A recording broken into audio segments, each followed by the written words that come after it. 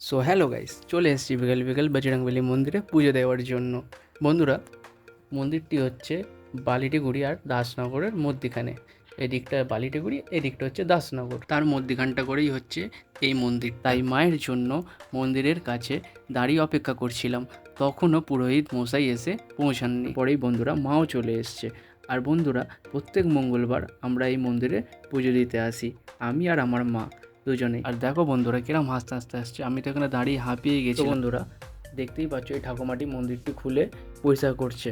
তারপরেই আমাদের বলল ঠাকুরমশাই আসতে নাকি আজকে একটু দেরি হবে, তাই আমরা একটু দাঁড়িয়েই ছিলাম। অনেকক্ষণই হয়ে গেল তখনও, আর এখানে মা দাঁড়িয়েই আছে, মন্দিরটি পরিষ্কার করছে তাই জন্য।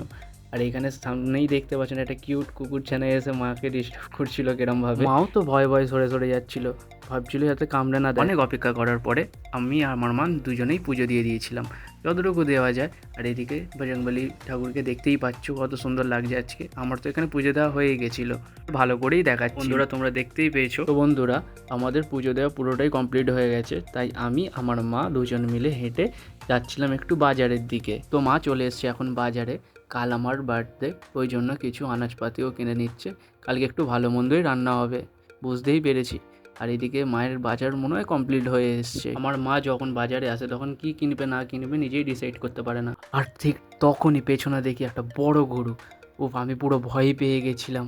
তো বন্ধুরা, গরুটাকে ঘরে পাঠিয়ে এখন আমিও চলে যাচ্ছি আমার বাড়ির দিকে, আমি আমার মা দুজনে। তারপর চলে এলাম আমার পাড়াতে। আর দেখতেই পাচ্ছ চলেই এসেছি আমি। আর তোমাদের একটা জিনিস দেখাচ্ছি, এটা দেখে বলুন তো পুকুর না মাঠ? আর দেখুন মাও আগে আগে হেঁটে হেঁটে চলে যাচ্ছে। তো বন্ধুরা, আজকের ভিডিওটা এতটাই। আজকের জন্য টাটা, বাই।